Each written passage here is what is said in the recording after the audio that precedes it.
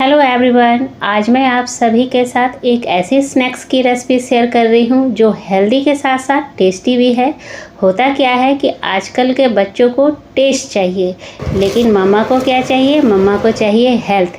तो दोनों को मिलाते हुए मैंने एक बहुत ही टेस्टी सा स्नैक्स बनाया है। और इस स्नैक्स की खासियत ये है कि ना ही मैंने इसमें आटा इस्तेमाल किया है, ना ही मैदा और ना ही सूजी।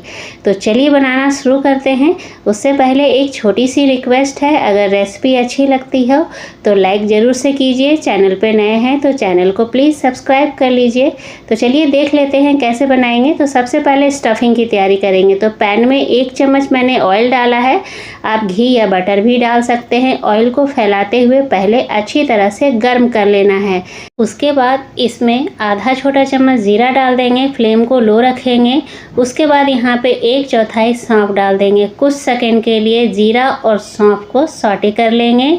जब कुछ सेकंड हो जाए तो 1 चम्मच बारीक कटा हुआ अदरक डाल देंगे और 1 हरी मिर्च डाल देंगे। अदरक और मिर्च को भी कुछ सेकंड के लिए सॉटे करेंगे। कुछ सेकंड के बाद यहाँ पे 1 मीडियम साइज का प्याज लिया है बारीक चॉप करके। फ्लेम को मीडियम रखते हुए प्याज को हमें तब तक भूनना है जब तक कि प्याज सॉफ्ट ना हो जाए या फिर इसका हल्का सा कलर ना चेंज हो जाए। आप अगर लहसुन पसंद करते हैं तो लहसुन भी डाल सकते हैं, या लहसुन प्याज नहीं खाते तो लहसुन प्याज को पूरी तरह से स्किप कर दीजिएगा। तो प्याज का कलर चेंज हो गया है, प्याज सॉफ्ट हो चुका है। तो 1 मीडियम साइज का शिमला मिर्च मैंने डाल दिया है। एक बार प्याज के साथ शिमला मिर्च को मिक्स कर लेंगे। उसके बाद मैंने थोड़ा सा यहाँ पे स्वीट कॉर्न लिया है। आप अपने मनपसंद के अनुसार कोई भी सब्जी डाल सकते हैं, जैसे कि ग्रीन बीन्स, गाजर, पत्ता गोभी, पनीर, सोयाबीन को उबाल करके हल्का सा क्रश करके डाल दीजिएगा। मैंने इतनी ही सब्जी का इस्तेमाल किया है। सारी सब्जियों को मैंने यहाँ पे लो फ्लेम पे 2 से 3 मिनट तक भून लिया। सब्जियों को पूरी तरह से पकाना नहीं है, क्रंचीनेस बना रहना चाहिए। यहाँ पे मैंने 3 मीडियम साइज के उबले हुए आलू लिए हैं, हाथों से ही क्रश करके डाल दिया है। उसके बाद स्वाद अनुसार नमक है, आधा छोटा चम्मच हल्दी है, यहाँ पे आधा छोटा चम्मच कश्मीरी लाल मिर्च है, आधा छोटा चम्मच गरम मसाला लिया है मैंने, आधा छोटा चम्मच काला नमक है, 1/4 मैंने यहाँ पे चाट मसाला लिया है। सबको मिलाते हुए 3 से 4 मिनट तक हमें इसे मीडियम फ्लेम पे भूनना है। यहाँ पे आप आलू को पोटैटो मैशर से भी मैश कर सकते हैं, लेकिन मैं स्पैचुला से ही मैश कर ले रही हूँ। तो आप देख सकते हैं आलू अच्छी तरह से मैश हो चुका है। स्टफिंग जो है हमारी बहुत ही अच्छी तरह से तैयार हो चुका है। तो उतारने से पहले थोड़ा सा मैंने यहाँ पे हरे धनिए का स्टेम्स डाल दिया है, क्योंकि स्टेम्स में बहुत अच्छा फ्लेवर आता है। अब स्टेम्स को मिला करके यहाँ पे गैस फ्लेम को बंद कर देंगे और स्टफिंग को नीचे उतार करके रख देंगे। अब यहाँ पे स्टफिंग को हमें पूरी तरह से ठंडा होने देना है, बिल्कुल नॉर्मल भी नहीं रखना है, एकदम स्टफिंग हमारा ठंडा होना चाहिए। जब तक स्टफिंग तैयार हो रहा है तो अब यहाँ पे डो की तैयारी करते हैं। तो यहाँ पे मैंने 2 कप पोहा लिया है। पोहे में पानी डाल देंगे, 3 से 4 बार अच्छी तरह से वॉश कर लेंगे। अब चूँकि मैंने कहा था ना ही आटा इस्तेमाल करूँगी, ना ही मैदा, ना ही सूजी, जी हाँ, तो मैं डो का इस्तेमाल कर रही हूँ पोहे से। तो पोहा को मैंने 3 से 4 बार धो लिया है, आधा गिलास पानी डाल दिया है। अब इसे 2 से 3 मिनट तक फूलने देंगे। पोहा को फूलने में ज़्यादा वक्त बिल्कुल नहीं लगता है, 2 से 3 मिनट में ही पोहा देख सकते हैं पानी को पूरी तरह से ऑब्जॉर्व कर लिया है, पोहा हमारा फूल गया है। लेकिन यहाँ पे ध्यान देने वाली बात यह है कि जो हम डो बनाएंगे पोहे का, उसमें 1 बूंद भी पानी नहीं होना चाहिए।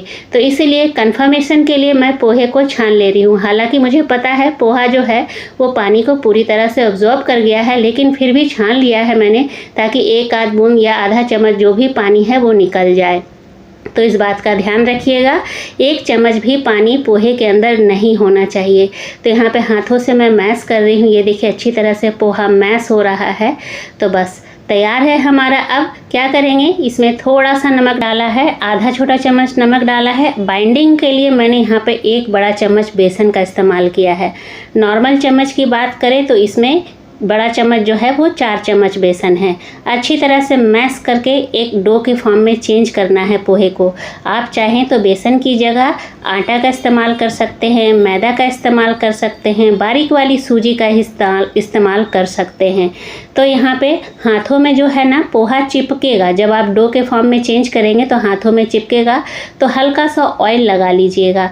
ऑयल आपको 1 से 2 बार लगाना पड़ सकता है, मैंने यहाँ पे ऑयल 2 बार लगाया है। तो ये देखिए बहुत ही शानदार सा डो हमारा बनके तैयार हो गया है। आप डो जब तैयार हो जाए ना तो 2 से 3 मिनट तक अच्छी तरह से हाथों से मसल लीजिएगा। बहुत ही हेल्दी है, टेस्टी लगता है, बनाने में भी ज़्यादा मुश्किल नहीं होता है। तो यहाँ पे डो हमारा पोहे का तैयार हो गया है, यानी पोहे का आटा आपको टेक्सचर देख के लग रहा हो एकदम आटे की तरह बन रहा है ये। तो चलिए अब क्या करेंगे, जो हमने स्टफिंग तैयार करके रखा हुआ था वो तो पूरी तरह से इतनी देर में ठंडा हो गया है। तो थोड़ा थोड़ा पोर्शन चम्मच से उठाएंगे और इस तरह से सर्कल का शेप दे देंगे।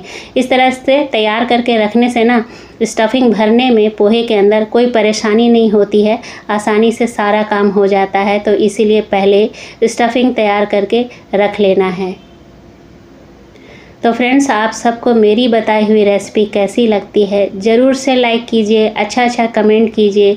चैनल पे अगर आप नए हैं तो प्लीज़ चैनल को सब्सक्राइब भी कर लीजिए। तो यहाँ पे इतने सारे बन के तैयार हो गए हैं गोले।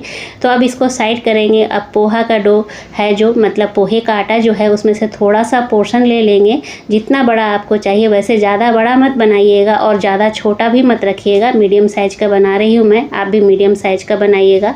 तो इस तरह से थोड़ा सा पोर्शन लेंगे, अंगूठे की सहायता से बीच में होल करेंगे और अंगूठे की सहायता से ही इस तरह से मतलब कटोरी नुमा शेप दे देंगे। जिस तरह से हम कचौड़ी भरते हैं ना उस तरह से भर लेना है। अब एक गोला उठाना है और बीच में इस तरह से चारों तरफ से अंगूठे की सहायता से, उंगली की सहायता से उठाते हुए ऊपर की ओर कर लेना है। अब यहाँ पे बच्चों को तो टेस्ट चाहिए, यहाँ तक तो हेल्दी चीज़ें आ रही थी, अब बच्चों को टेस्ट चाहिए। तो इसके लिए मैंने क्या लिया है, यहाँ पे चीज़ लिया है। इसमें मोज़रेला और शेडर चीज़ दोनों मिक्स है। आपके पास अगर चीज़ नहीं है, अगर है तो आप डालिएगा, अगर नहीं है तो बिल्कुल ऑप्शनल है चीज़ डालना। घर में बच्चों को चीज़ पसंद है, चीज़ वाले मांग रहे थे इसलिए मैं चीज़ भर रही हूँ। तो यहाँ पे 2 चम्मच, छोटा चम्मच मैंने चीज़ डाल दिया है। अब ऊपर से इस तरह से उठाते जाएंगे, उंगलियों से चीज़ को अंदर की ओर टक करते जाएंगे और इस तरह से उठा करके एक सर्कल का शेप दे देंगे। तो ये पोहा है तो बीच बीच में से थोड़ा सा फटेगा, तो इसमें घबराने वाली बात नहीं है, उंगलियों से आप चिपकाते जाइएगा।